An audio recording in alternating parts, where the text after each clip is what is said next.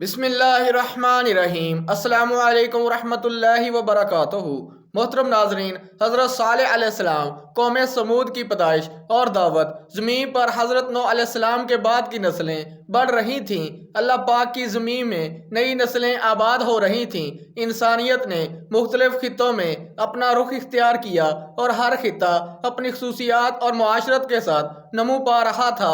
اسی دوران اللہ تعالیٰ نے ایک نئی قوم پیدا کی، قوم سمود۔ یہ قوم اپنی طاقت، اپنی عقل اور اپنے محلات پر فخر کرتی تھی۔ وہ پہاڑوں کی چوٹیوں پر قلعے بناتے، زمین کے زرخیز حصوں کو اپنی ملکیت سمجھتے اور اللہ پاک کے احکام کو نظر انداز کرتے۔ قوم سمود کی معاشرت۔ قوم سمود اپنی معاشرت میں منفرد تھی۔ وہ طاقتور اور بلند قامت لوگ تھے۔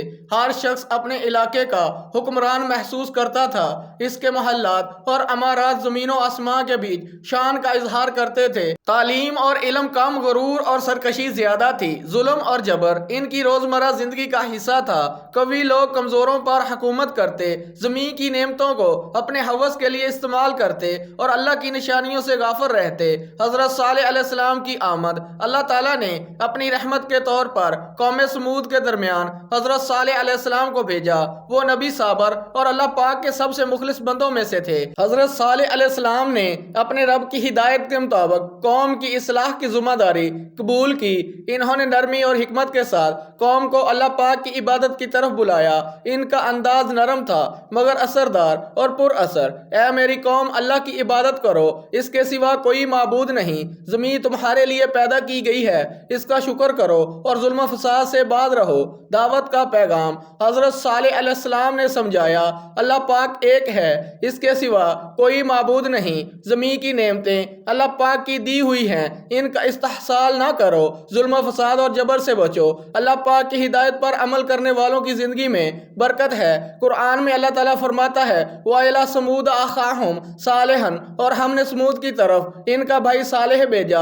سورۃ ہود آیت 61۔ یہ ہدایت نبیوں کی سنت ہے کہ انہیں دعوت رحمت کے ساتھ دی جائے، نہ کہ سختی اور ظلم کے ساتھ۔ دعوت کی ابتدا شروع میں کچھ لوگ حضرت صالح علیہ السلام کی باتیں ماننے لگے۔ مخلص دل والے سمجھ گئے کہ یہ پیغام اللہ پاک کی طرف سے ہے۔ انہوں نے کہا، ہم تمہارے ساتھ ہیں، ہمیں سچائی اور ہدایت پسند ہے، مگر اکثریت غرور اور طاقت میں مبتلا تھی۔ ہم اپنے محلات، اپنی طاقت اور اپنی زمین پر فخر کرتے ہیں۔ کیا ایک نبی ہمیں سچ بتا سکتا ہے؟ ہدایت اور سرکشی کا تضاد۔ حضرت صالح علیہ السلام نے اپنی قوم کو بار بار نصیحت کی، زمین پر ظلم نہ کرو، اللہ پاک کی نشانیوں کو دیکھو اور اپنے اعمال پر غور کرو۔ قوم کے سردار ہنسنے لگے، یہ کون سا نبی ہے جو ہمیں سبق سکھا رہا ہے؟ ہم طاقتور ہیں، ہم زمین کے مالک ہیں، ہمیں کوئی نہیں روک سکتا۔ حضرت صالح علیہ السلام نے فرمایا، تمہاری طاقت تمہیں اللہ سے آزاد نہیں کرا سکتی۔ زمین اور آسمان کا مالک وہی ہے۔ اگر تم ظلم اور عناد چھوڑ دو تو زندگی میں برکت ہوگی، ورنہ عذاب تمہیں گھیر لے گا۔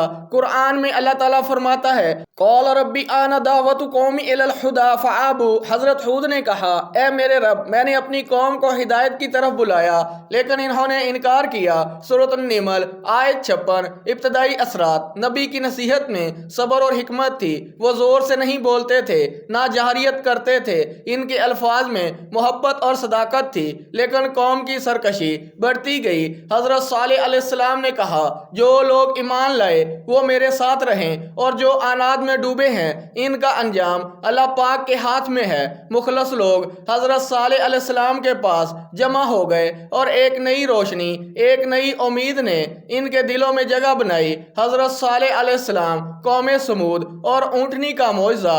حضرت صالح علیہ السلام نے اپنی قوم کو آخری بار نصیحت کی، اے میری قوم، اللہ پاک کی عبادت کرو، ظلم اور فساد چھوڑ دو۔ اگر تم ایمان لاؤ گے تو اللہ پاک تمہیں زمین پر برکت دے گا، اگر نہیں تو اس کی پکڑ تمہیں گھیر لے گی۔ قوم کے سرداروں نے ہنستے ہوئے کہا، ہم طاقتور ہیں، ہم محلات کے مالک ہیں، ہم پر اللہ پاک کا کوئی اثر نہیں، تمہاری باتیں ہمیں ہمیں نہیں روک سکتی۔ اللہ پاک نے حضرت صالح علیہ السلام کو حکم دیا کہ قوم کے لیے ایک نشان معجزہ دکھائیں۔ اے صالح علیہ السلام انہیں اپنی نشانی دکھا دے تاکہ وہ ایمان لائیں۔ حضرت صالح علیہ السلام نے زمین کے سینے سے ایک اونٹنی نکالی۔ یہ اونٹنی نہ کسی مرد کی طرح کمزور تھی نہ کسی جانور کی طرح عام، یہ نشانی تھی اللہ پاک کی قدرت کا جیتا جاگتا معجزہ۔ اور ہم نے ان کے لیے پانی کے چشمے سے پانی نکالا، وہ سیراب ہوئے اور کہا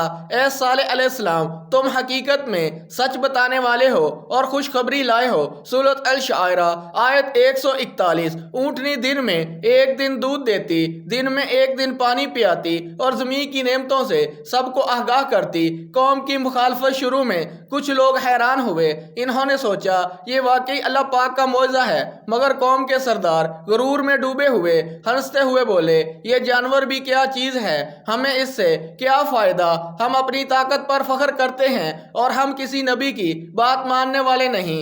انہوں نے اونٹنی کو تکلیف دینے کی کوشش کی اور کہا ہم اس کے ساتھ مذاق کریں گے اور دیکھیں گے یہ کس حد تک طاقتور ہے۔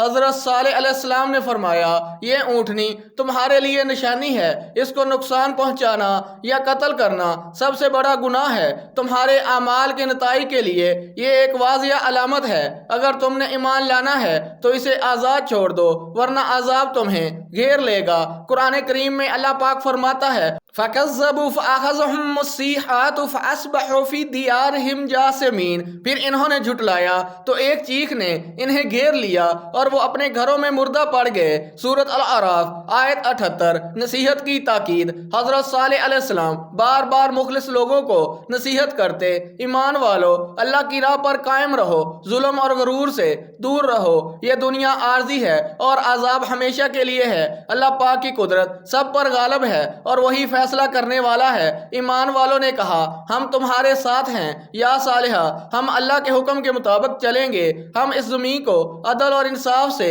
آباد کریں گے۔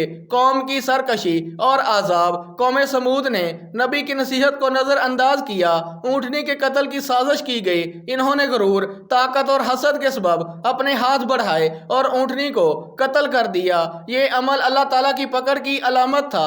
زمین کانپنے لگی، ہوا کا زور بڑھا اور ایک شدید آندھی قوم پر آ گئی۔ اللہ پاک نے فرمایا یہ وہ لوگ ہیں جنہوں نے نشانی کو جھٹلایا اور ظلم میں ڈوبے رہے، اب ان کے لیے عذاب نازل کیا جائے گا۔ ایمان والوں کی نجات۔ حضرت صالح علیہ السلام کے ساتھ ایمان والے محفوظ رہے، انہوں نے اونٹنی کی قتل سے بچاؤ کے لیے اللہ پاک کی پناہ میں آئے اور نبی کے ساتھ رہے۔ یہ نشان تھا کہ نبی کی نصیحت اور صبر کی قدر، ایمان کی حفاظت اور اللہ پاک کی قدرت اور پکڑ۔ یہ حصہ ہمیں یہ سبق دیتا ہے اللہ پاک کی قدرت پر شک نہیں کیا جا سکتا اور نبی کی نصیحت کو نظر انداز کرنا قوم کو تباہی میں لے جاتا ہے۔ ایمان اور صبر ہمیشہ نجات کا ذریعہ ہے۔ محترم ناظرین، اگر ہماری آج کی ویڈیو اچھی لگی ہو تو ویڈیو کو لائک کریں، دوستوں میں شیئر کریں اور ہمارے چینل کو سبسکرائب کر دیں۔ اگلی ویڈیو تک کے لیے اجازت دیجیے۔ اللہ نگہبان۔